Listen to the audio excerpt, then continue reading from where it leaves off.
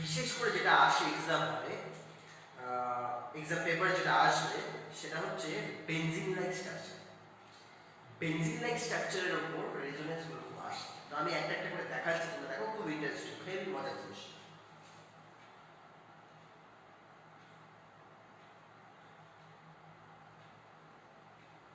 রিজিউল হচ্ছে এই কম্পাউন্ডটাকে বলা হয় ফেনল। কম্পাউন্ডটাকে বলা হচ্ছে ফেনল। এর ভিতরে কনজুগেশন হবে। As I said earlier that resonance কিভাবে হয়, হায়ার ইলেকট্রন ডেনসিটি থেকে লোয়ার ইলেকট্রন ডেনসিটিতে ইলেকট্রন ফ্লো করে। এবং এর আগে আমরা যেগুলো দেখিয়েছি ছোট ছোট স্ট্রাকচারের উপর বেস করে ছিল, কিন্তু এখন যেগুলো আমরা দেখব সেগুলো একটু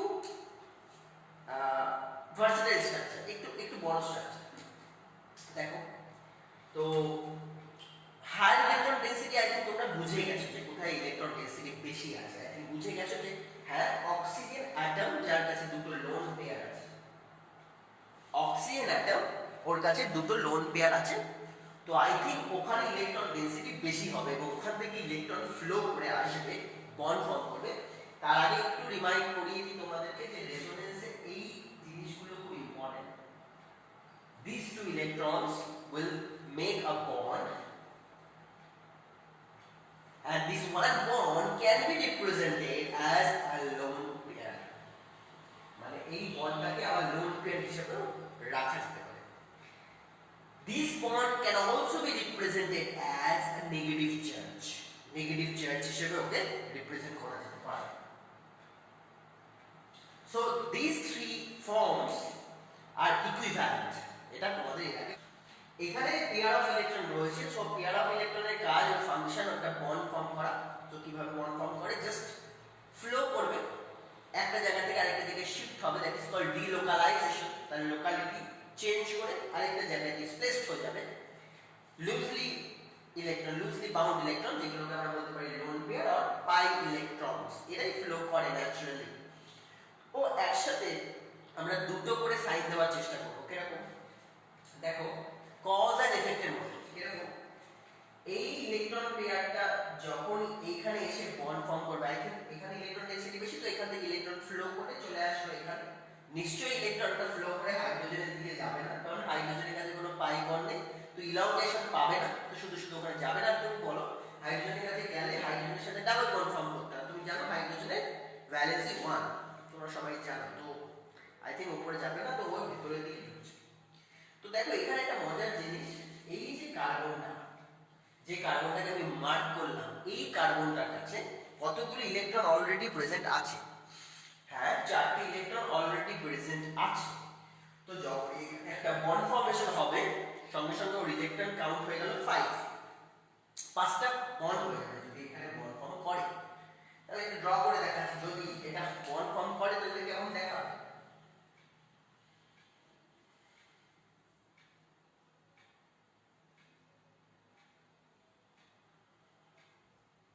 দেখো ওখানে বন্ড ফর্ম করলে সঙ্গে সঙ্গে এখানে কি হয়ে যাবে, ডাবল বন্ড হয়ে যাবে। যদি ডাবল বন্ড হয় তাহলে এই কার্বনের ভ্যালেন্সি কত হয়ে যাবে, 5 হয়ে যাবে। তাহলে আমি নিশ্চয়ই ওরকম রাখতে পারবো না। তার মানে ব্যাপার আমি এটাই বলতে চেয়েছিলাম যে দুটো করে অ্যারো একসাথে দেখাতে হবে। মানে ব্যাপারটা এরকম, আমি কাউকে ঠেলে দিলাম, সে গিয়ে কারোর কাছে গিয়ে পড়ে গেল, এরকম একটা ব্যাপার অনেকটা বলতে পারো। তার মানে ও ইলেকট্রন ডেনসিটি দিয়ে দিল যে বন্ডকে, সেই বন্ড তার পাশের ইলেকট্রন ডেনসিটিটাকে ঠেলে দেবে। কিরকম, পাশের ইলেকট্রন ডেনসিটিটাকে ঠেলে এই কর্নারে পাঠিয়ে দেবে। এই রুলটা একটু মাথায় রাখ। কিরকম দেখো, এই রুলটা তো বইতে পাবে না, জাস্ট আমি এটা ছোট করে বানিয়েছি তোমাদের সুবিধার জন্য। রুলসটা অনেক ইজি, সিম্পল। কিরকম, এই যে ইলেকট্রন ডেনসিটিটা একটা অ্যাটমের মাথার উপর ছিল, সিঙ্গেল অ্যাটমের মাথার উপর ছিল, সে এসে এখানে একটা বন্ড ফর্ম করলো, যেটা তোমরা এখানে দেখতে পাচ্ছ। আর সঙ্গে সঙ্গে এই ইলেকট্রন ডেনসিটিটা খুলে গিয়ে আরেকটা অ্যাটমের মাথায় চলে যাবে। তার মানে আমরা বলতে পারি atom to bond, bond to atom electron flow করে রেসপেক্টিভলি। কিরকম, অ্যাটম, এটা মাথায় রাখো shortcut, atom to bond, atom থেকে ইলেকট্রন বন্ডে এসছে, আর সাইমালটেনিয়াসলি বন্ডের ইলেকট্রনটা শিফট হয়ে গিয়ে আবার এই অ্যাটমে চলে এসছে। যদি এই জিনিসটা মাথায় রাখো যে এক একটা স্টেপে এই দুটো করে ফাংশন হয়, তাহলে খুব ইজি হয়ে গেছে। স্টুডেন্টস আমাদের মানে কনজুগেশন শিখে গেছে ধরে নাও। তাহলে কি হবে, এই বন্ডের যে ইলেকট্রনটা সে কোথায় গিয়ে দাঁড়াবে, একটা অ্যাটমের মাথার উপরে দাঁড়াবে। সেই অ্যাটম কোনটা, এটা তাহলে লিখবো না, কারণ বন্ডটা খুলে গেছে। বন্ডটা যখন খুলে গেছে তাহলে বন্ডটা এখানে ডিসঅ্যাপিয়ার হয়ে গেছে, এটা কিন্তু এখানে ড্র করা যাবে না। তাহলে এটা খুলে গিয়ে কোথায় চলে গেছে, অ্যাটমের মাথায়। সে কি হিসেবে এক্সিস্ট করবে, একটা নেগেটিভ চার্জ হিসেবে এক্সিস্ট করবে। নেগেটিভ চার্জ বসিয়ে দিলাম। আর আমরা জানি যে অ্যাটম ইলেকট্রন ডোনেট করে তার মাথায় পজিটিভ চার্জ জেনারেট হয়ে যায়। তো এই অক্সিজেন ইলেকট্রন ডোনেট করেছে, তো এর মাথায় পজিটিভ চার্জ জেনারেট হবে। আই থিংক সিম্পল, বোঝা গেছে। এবার এই ফাংশনটাকে রিপিট করে দাও। কি, অ্যাটমের মাথায় কোনো ইলেকট্রন পেয়ার থাকলে সে সঙ্গে সঙ্গে কি জেনারেট করছে, একটা বন্ড জেনারেট করছে। আর বন্ডের কাছে ইলেকট্রন থাকলে সেই সঙ্গে সঙ্গে অ্যাটমের মাথার উপরে গিয়ে দাঁড়িয়ে যাচ্ছে। আই থিংক বোঝা গেছে কি বলতে চেয়েছি। এক্স্যাক্টলি। তাহলে নেক্সট যে রেজোনেটিং স্ট্রাকচার হবে সেটা ড্র করা যাক। তাহলে এবার কি হবে, এই অ্যাটমের মাথায় উপরে যে ইলেকট্রন পেয়ারটা ছিল বা নেগেটিভ চার্জ ছিল, সে ঠিক তার পাশে এসে বন্ড ফর্মেশন করবে। অ্যারো সাইন এখানে দেবে, তার মানে এই না যে এখানে বন্ড ফর্ম করবে, এখানে কজ হবে, এফেক্টটা তার পরের স্ট্রাকচারে দেবে। তাহলে এখানে বন্ড ফর্মেশন হলো, সঙ্গে সঙ্গে বন্ডের ইলেকট্রনটা অ্যাটমে শিফট হবে। বন্ডের ইলেকট্রনটা, তো আই থিংক বন্ধুরা বুঝতে পারছো। তাহলে কি হচ্ছে এখানে, খুব সিম্পল ব্যাপার। এই বন্ডেড ইলেকট্রনটা অ্যাটমের মাথায় গিয়ে শিফট হবে, এটা বোঝা গেল। এবং এখানে যে ঘটনাটা ঘটবে সেটা আমরা পরের স্ট্রাকচারে শো করব। এখানে কজ হবে, যেরকম কোনো একটা ইনসিডেন্ট ঘটলো, সেদিনকেই কিন্তু নিউজ পেপারে বেরাবে না, যেদিন ইনসিডেন্ট ঘটছে ঠিক তার পরের দিন নিউজ পেপারে এটা পাবলিশ হচ্ছে। মানে ইনসিডেন্টটা এখানে ঘটলো, ঘটিয়ে দিলাম, তার যে রিপ্রেজেন্টেশনটা সেটা আমরা ঠিক নেক্সট স্ট্রাকচারের মধ্যে খুঁজে পেয়ে যাব। ক্লিয়ার? চলো তাহলে আরেকটা জিনিস বলে দিই, যে মাঝে মাঝে সাইনগুলো দিচ্ছি বোথ সাইড অ্যারো, মানে বলতে পারো ডাবল হেডেড অ্যারো গুলো দিতে হয় রেজোনেটিং স্ট্রাকচার বোঝানোর জন্য। কেন কি, এটা এদিক থেকে এদিকে, এদিক থেকে এদিকে এগুলো শিফট করতে পারে, তাই জন্য। ক্লিয়ার? তো now structure becomes like this.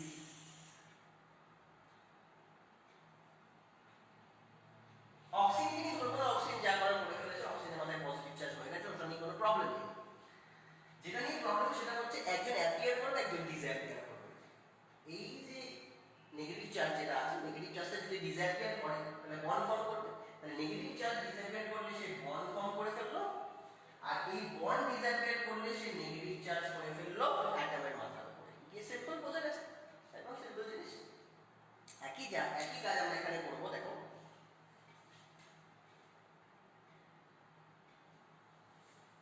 একই কাজ। এবার কি হচ্ছে,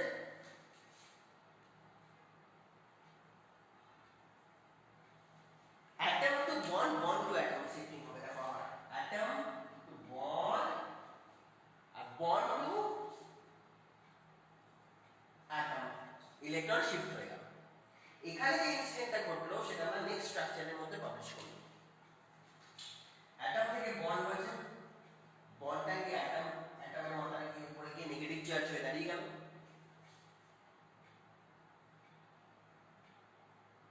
বাকি যা ছিল তাই লিখে দিলাম, কোনো প্রবলেম নেই। এখনো সাইকেল কমপ্লিট হয়নি, কারণ যে অ্যাটম থেকে আমি স্টার্ট করেছিলাম ইলেকট্রন ফ্লোয়িং, সেই অ্যাটমে আমরা এখনো ফিরে আসিনি। যতক্ষণ না সেটা হবে ততক্ষণ আমাকে কিন্তু কাজ চালিয়ে যেতে হবে। ঠিক আছে? তাহলে এখন কি হবে, অ্যাটমের মাথায় যে নেগেটিভ চার্জটা আছে সেইটি এখন একটা নতুন বন্ড ফর্ম করবে। আর এই বন্ডটা, পাশের যে বন্ডটা, সেইটি আবার অ্যাটমের মাথায় শিফট হয়ে যাবে। এইভাবে ইলেকট্রন ফ্লো করছে। ঠিক আছে? তাহলে এর জন্য যে স্ট্রাকচারটা ড্র করবো, সেই স্ট্রাকচারটা দেখতে কেমন ভাবে দেখা যায়।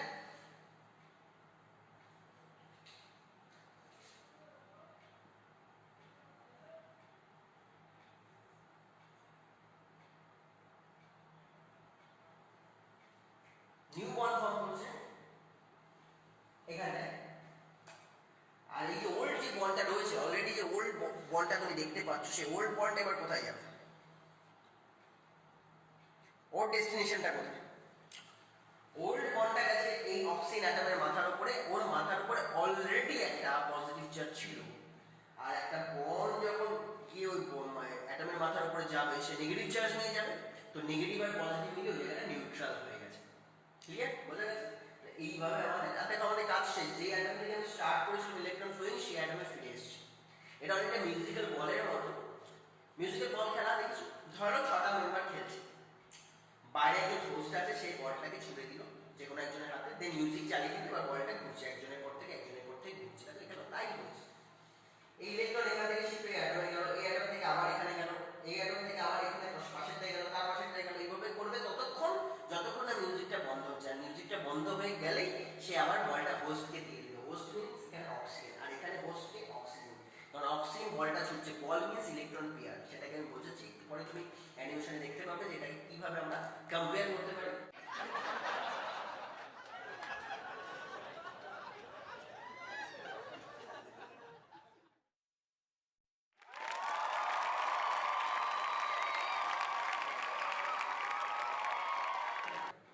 তো বলটাকে ছুড়ে দিচ্ছে, বল মিন্স ইলেকট্রন পেয়ারকে ছুড়ে দিচ্ছে, সেই ইলেকট্রন পেয়ারটা মিউজিক্যাল বলের মতো করে জাস্ট খেলছে। এবং এই ফ্লোয়িংটাকে আমরা বলবো কনজুগেশন অর রেজোনেন্স, সাইক্লিক ওয়েতে। Unless one cycle is bin completed, আমাকে ইলেকট্রন ফ্লোয়িংটা চালিয়ে যেতে হবে। ক্লিয়ার? আনটিল। তো এখানে কিছু রুলস আছে, যেরকম ডাবল হেডেড সাইন দিতে হয়, আর টোটাল রেজোনেটিং স্ট্রাকচার এখানে যা বোঝা গেল পুরো সাইকেল কমপ্লিট করার জন্য রেজোনেটিং স্ট্রাকচার 5টা দাঁড়িয়েছে, তো 5টা রেজোনেটিং স্ট্রাকচার ড্র করতে হবে আমাকে। This is structure 1, this is structure 2, this should be drawn in the যেটাকে আমরা বললাম রোমান ওয়ে। 1 2 সিম্পল 1 2 3 4 লিখে দিলে হবে না, এই রোমান 1 2 3 4 দিতে হবে। ঠিক আছে? 3 4 and 5। হ্যাঁ, যেটা বলছিলাম যে এই তো বুঝলে যে এইভাবে ইলেকট্রন ফ্লো করে। এটা খুব কনফিউজিং, প্রথমে মনে হবে যে বাবা কিভাবে হবে। দেখো রুলগুলো দেখো, খুব সিম্পল রুল। আমি এরকম তোমাকে বুঝিয়ে দেবো, একটা একটা করে স্ট্রাকচার দিয়ে বুঝিয়ে দেবো যে কিভাবে শর্টে তুমি এটাকে করতে পারো। আগে তো বুঝে নিলে যেটা ফ্লো করে, জাস্ট ফ্লো করে, কিভাবে করে বুঝে নিলে। এবার শর্টকাট জাস্ট মনে রাখার জন্য, ওয়ান শট মনে রাখতে হবে কি জিনিস, atom to bond, bond to atom. এটা মাথায় ঢুকিয়ে দাও, এটা first rule. Atom to bond, bond to atom. যেটা ছোটবেলায় পড়েছো এবিসিডি, এখন এবিসিডি করবো না আমরা, এখন করবো এ বি বি এ। হ্যাঁ, অ্যাটম বন্ড, বন্ড অ্যাটম, সেটা মাথায় রাখো, তাহলে ইলেকট্রন ফ্লো বুঝে যাবে। একসাথে দুটো করে ফাংশন হবে, দুটো করে অ্যারো হবে, একটা মানে ফাংশন হবে। একটা থেকে আরেকটা রেজোনেটিং স্ট্রাকচার মধ্যে দুটো করে অ্যারো একসাথে দিতে হবে। একজন ধাক্কা দেবে, একজন আবার একজন ধাক্কা দেবে, এরকম ভাবে চলবে। ঠিক আছে? তাহলে এই হচ্ছে এইভাবে এগোবো। আর একটা কি, একজন অ্যাপিয়ার করবে, একজন ডিসঅ্যাপিয়ার করবে। কিরকম? একটা বন্ড অ্যাপিয়ার করবে, তো একটা বন্ড ডিসঅ্যাপিয়ার করবে। একটা বন্ড অ্যাপিয়ার করছে এখানে, সঙ্গে সঙ্গে একটা বন্ড ডিসঅ্যাপিয়ার করে যাবে। আরেকটা কি, একটা নেগেটিভ চার্জ অ্যাপিয়ার করছে এখানে, তাহলে আরেকটা নেগেটিভ চার্জ এখান থেকে ডিসঅ্যাপিয়ার করলো। তাহলে ফার্স্টে ডিসঅ্যাপিয়ার করছে নেগেটিভ চার্জ, সেবার পরে গিয়ে এখানে অ্যাপিয়ার করছে। এই অ্যাপিয়ারেন্স আর ডিসঅ্যাপিয়ারেন্সটা যদি বুঝে নাও, আমার এই রেজোনেটিং স্ট্রাকচারে কোনো প্রবলেম নেই। না ফার্স্টে কি হলো একটা কিউব আঁকবে, হলো যেটাকে আমরা বলি মানে যেটাকে মৌচাকের মতো 6টা তার মধ্যে লেখা যেতে পারে, সেটা একটা হলো একটা হেক্সাগন ড্র করো। হলো আই থিঙ্ক দেখা যাচ্ছে, ভিজিবল হচ্ছে। হেক্সাগন ড্র করলাম আমি, একটা স্ট্রাকচারের উপর সব লিখে দিতে পারছি। কি হবে দেখো, কজ হবে যেখানে, সেখানে ইফেক্ট দেবে না, মানে যেখানে অ্যারো দিচ্ছ সেখানে বন্ড শিফট করে দিও না। আজকে অ্যারো এই স্ট্রাকচারে পড়ছে, তাহলে বন্ডটা দিয়ে আমি রিপ্রেজেন্ট করব ঠিক তার নেক্সট স্ট্রাকচার। যেই স্ট্রাকচারে আমরা অ্যারো সাইনগুলো দেব, ঠিক তার নেক্সট স্ট্রাকচারে আমরা তার পাবলিকেশনটা করব। ক্লিয়ার? এখানে আমরা অ্যারো চালাবো, পরের স্ট্রাকচারে গিয়ে আমি বন্ডগুলো রিপ্রেজেন্ট করবো যে হ্যাঁ এখানে আমার এখন বন্ড ফর্ম করলো। ক্লিয়ার? তাড়াহুড়ো করার কোনো দরকার নেই, ধীরে ধীরে করো, সবে শুরু হয়েছে ক্লাস, কোনো চাপ নেওয়ার দরকার নেই, জাস্ট স্টার্ট। তো এবার কি হচ্ছে, এইখান থেকে ইলেকট্রন ডেনসিটি অ্যাটমের মাথায় ছিল, সেখান থেকে ও জাম্প মেরে বন্ডে এলো, সঙ্গে সঙ্গে একটা বন্ড জাম্প মেরে অ্যাটমের মাথায় চলে আসবে। হয়ে গেল? এই প্রথম স্ট্রাকচারটা আমি এখানে ড্র করবো, তারপরে জাস্ট এরকম ভাবে কপি করতে হবে। তাহলে দিস ইজ 1 স্ট্রাকচার 1, তো স্ট্রাকচার 2 যেটা হবে সেটা কিরকম হবে, নতুন বন্ড ফর্ম করলো, এখানে নতুন বন্ড ফর্ম করলো। তো বন্ধুরা যেটা বলছিলাম, আমি শর্টকাটে দেখিয়ে দিচ্ছি, এত বড় করে বোঝার কোনো দরকার নেই। বা দেখো তোমাদের ভয় লেগে গেছে, বাবা স্যার একটু কী করে করবো, এইসব কিচ্ছু নেই। এবার যেটা করবো দেখো, অনেক ইজি, অনেক ইজি। এটা তো জানতেই হবে আমাকে যে কীভাবে ইলেকট্রন ফ্লো করে। আমি তো স্কিপ করে বেরিয়ে যেতে পারি না, এটা আমাদের পুরোটাই জানতে হবে যে ইলেকট্রন এইভাবে মিউজিক্যাল বলের মতো জাস্ট এইভাবে মুভ করে, ঠিক আছে? তো যেটা এখন আমি করবো সেটা দেখো, খুব ইম্পর্টেন্ট, এটা খুব ইম্পর্টেন্ট, মানে এটা মানে অ্যাপ্লিকেশন পার্ট বলতে পারো, হ্যাঁ, রেজোনেন্সের অ্যাপ্লিকেশন পার্ট। শর্টে কী করে আমি করতে পারি, প্র্যাকটিক্যাল ব্যাপারটা। তো atom to bond, bond to atom, এটা তো মনে রাখবো। First thing we have to remember the formation of new bond and the disappearance of the old bond, ঠিক আছে? এটা ফার্স্টে মনে রাখতে হবে। তো সেটা কীভাবে হয়, atom to bond, bond to atom electron flow করে। তাই করেছি, অ্যাটম টু বন্ডে করেছি, সঙ্গে সঙ্গে বন্ড টু অ্যাটমে করিয়ে দিলাম। একসাথে দুটো করে স্টেপ আমাকে মনে রাখতে হবে। তো তার জন্য যে রেজাল্টটা হবে সেটা আমরা ঠিক পরের স্ট্রাকচারে ড্র করবো। প্রথম স্ট্রাকচারে আমার তো কজটা হয়ে গেলে ঠিক তার নেক্সট স্ট্রাকচারে তার ইফেক্টটা আমরা ড্র করবো। ক্লিয়ার? চলো স্টার্ট করি।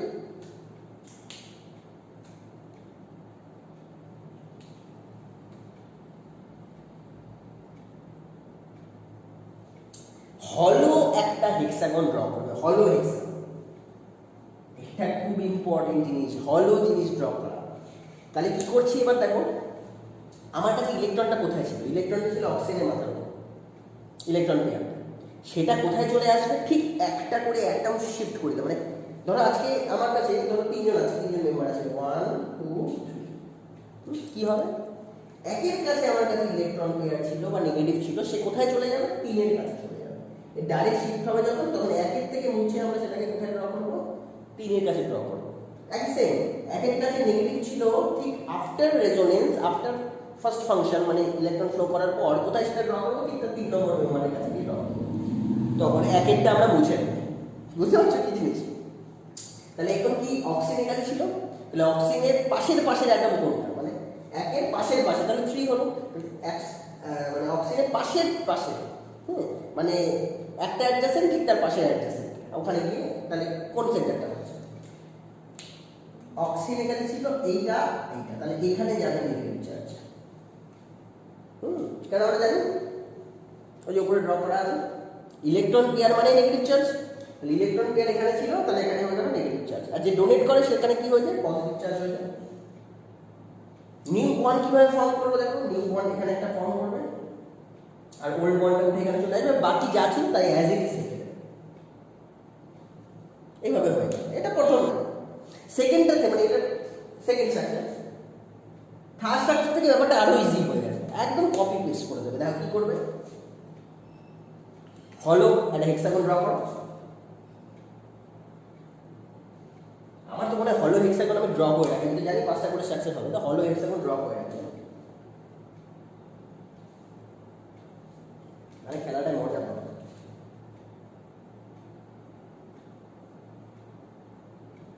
চোখ বন্ধ করে এক্সাম হলে যখন এরকম থাকবে, এরকম ধরনের স্ট্রাকচার থাকবে, মানে সাইক্লিক 5টা এরকম হলো হেক্সাগন ড্র করো। তারপর আমি শেখাচ্ছি এখানে যেখানে নেগেটিভ চার্জ আছে ঠিক তার পাশেরটায় নেগেটিভ চার্জ শিফট হয়ে যাবে। তাই করবে, ঠিক তার পাশের কার্বন, তার পাশের কার্বন নেগেটিভ চার্জ শিফট হয়ে যাবে। বাকি অক্সিজেন উপরে মাথায় যাচ্ছে, তো তাই লিখে দেবো, নিয়ে কোনো চাপ নেই। ঠিক আছে, এর পরের বার কি হবে, আচ্ছা এখানে কি হলো, তাহলে বন্ডগুলো এবার কোথায় দেবো, বন্ডগুলো অবশ্যই মাথায় রাখবে, যেখানে নেগেটিভ চার্জ আছে সেখানে বন্ড হবে, তার আশেপাশে বন্ড হবে, সেই কার্বনের সাথে বন্ড হবে, এটা মাথায় রাখবে। আর বন্ড একটা এখানে দেবো, এখানে দেবো। এবার তুমি বলতে পারো স্যার তাহলে এখানে কেন আমি এখানে একটা বন্ড দিই না, এখানে তুমি বন্ড দিচ্ছ সাপোজ। এই ভুলগুলো তো স্টুডেন্টরা করবে ফার্স্টে, তো ওটা নিয়ে চাপ নেই কোনো। তো দেখো প্রথম একটু ভুল হবে। এখানে বন্ড দিলে কি হয়, একটা কার্বনের 5টা হাত কোনোদিন হতে পারে না, ভ্যালেন্সি কোনোদিন 5 হতে পারে না। তুমি দেখো এখানে তুমি যদি দিয়ে দাও একটা বন্ড, তাহলে কার্বনের ভ্যালেন্সি কত হয়ে যাচ্ছে, 5 হয়ে যাচ্ছে। 1 2 3 4 5, এটা কোনোদিন হতে পারে না। তাহলে মাথায় রাখবে, কোনোদিন একটা কার্বনের সাথে দুটো ডাবল বন্ড কোনোদিন হবে, একটা কার্বনের সাথে দুটো ডাবল বন্ড কোনোদিন হবে। তাই জন্য এই জিনিসটা ভুল, এই ফাংশনটা ভুল। এখানে আমি ড্র করতে পারবো না, তাহলে সরিয়ে করতে হবে, তাহলে এখানে ড্র করতে হবে। বোঝা গেল? সেকেন্ডটা কি আমি বলেছি, যেখানে নেগেটিভ চার্জ পরে স্ট্রাকচারে ঠিক তার পাশের অ্যাটমে গিয়ে নেগেটিভ চার্জ দাঁড়াবে। তাহলে এখানে না কি কোথায় দাঁড়াবে, ওখানে নেগেটিভ চার্জ, এখানে নেগেটিভ চার্জ দিতে হবে। আর বাকি বন্ডগুলো যেখানে আছে কি দিই, বাকি বন্ড যেরকম আছে কি দেবো। আচ্ছা, বাকি অক্সিজেনের সাথে আমার কোনো খেলা হয়নি, তাহলে অক্সিজেন যেরকম ছিল সেরকম রেখে দেবো। খেলাটা তাহলে কোথায় হচ্ছে, এখানে একটা বন্ড, এখানে একটা বন্ড, তাই তো? এবার বললেন স্যার তাহলে এখানে আপনি কি করে বলছেন এখানে হবে? আমি বলেছি নেগেটিভ চার্জে ছোঁয়ানো যাবে না বন্ড, তাহলে নেগেটিভ চার্জের কাছে বন্ড ছোঁয়াবো না, ছোঁয়াই তার পাশে যার বন্ড ছুঁয়েছি। আর আমি যদি পাশাপাশি দুটো বন্ড থাকে তাহলে নিশ্চয়ই এরকম দিতে পারবো না, এরকম দিতে পারবো না, বোকা বোকা হয়ে যাবে। এটা ভুল হবে, প্রথম প্রথম ভুল হতে পারে। আমি আগে থেকেই বলে দিচ্ছি এই ভুলগুলো তোমাদের কমন হয়। তাই ভিডিওটা দেখে যদি করো আই থিঙ্ক এই ভুলটা তোমাদের হবে না, পুরোটা দেখবে ভিডিওটা। তাহলে এইখানে যদি বন্ড হয় তাহলে একই কার্বনে দুটো বন্ড হয়ে যাবে, তাহলে এটা দেওয়া যাবে না। তাহলে কোথায় যাবে বন্ড, পাশে থাকবে। আর একটু আগে দেখিয়েছি যে উপরেও বন্ড হবে না, উপরে বন্ড হলে দুটো আবার পাশে হয়ে যাচ্ছে, এটা একটু আগে দেখিয়ে দিলাম।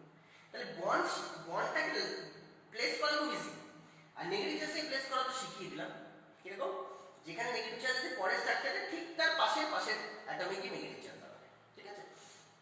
আর অ্যারো সাইন কি করে দেয়, অ্যারো সাইন তো তোমরা শিখেছো, atom to bond bond to atom, এই অ্যারো সাইন। ইলেকট্রন ফ্লো করছে atom to bond bond to atom, দেখো অ্যারো সাইন দেওয়া খুব ইজি। অ্যাটমে আছে ইলেকট্রন, অ্যাটম টু বন্ড এলো, বন্ড থেকে গেল অ্যাটম, এগেইন তাই করো, অ্যাটমে ছিল অ্যাটম থেকে বন্ডে গেল, বন্ড থেকে গেল অ্যাটম, এগেইন সেম অ্যাটম থেকে বন্ডে যাবে, বন্ড থেকে যাবে অ্যাটম, কি প্রবলেম নেই, জাস্ট সেম।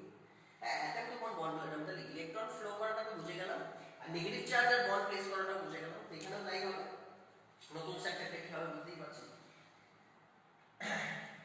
এখানে বন্ড ছিল, এখানে বন্ড ছিল, রেখে দিলাম, কোনো প্রবলেম নেই। নিউ বন্ড ফর্ম করে এখানে দিয়ে দাও। আর এখানে ব্যাপারটা কি, নেগেটিভ চার্জ এখানে অক্সিজেন মানে হওয়া উচিত, কিন্তু অলরেডি এটা পজিটিভ আছে, তো নেগেটিভ পজিটিভ নিউট্রালাইজ করে এটা হয়ে গেছে। আরেকটা শর্টকাট এটা বলে দিই, ফার্স্ট স্ট্রাকচার যেরকম দেখতে হবে ঠিক তার মিরর ইমেজ স্ট্রাকচার হয়ে যাবে ফিফথ স্ট্রাকচার। ফার্স্ট স্ট্রাকচারটা যেরকম দেখতে হয়েছে,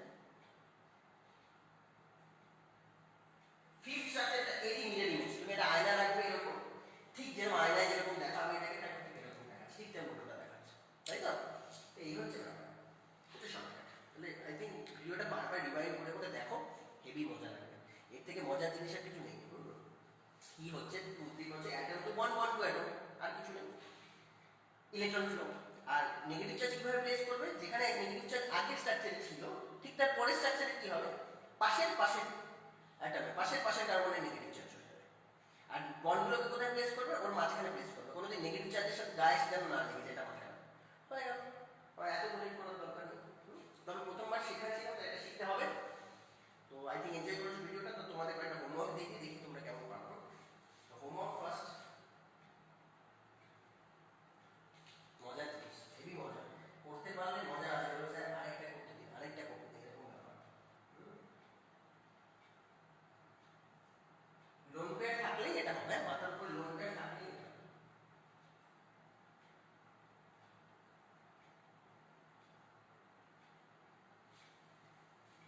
হোমওয়ার্ক দুটো তাই না? চলো আরেকটা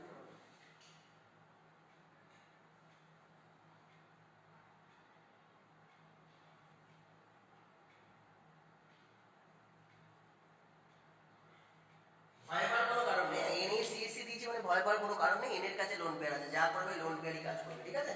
তো ভয় পাবে না একদম। তো এনজয় করো, ভিডিওটা বারবার দেখো, কেমন লাগলো জানো। আর এটা যেটা শেখালাম সেটা আরেকবার করো, না দেখে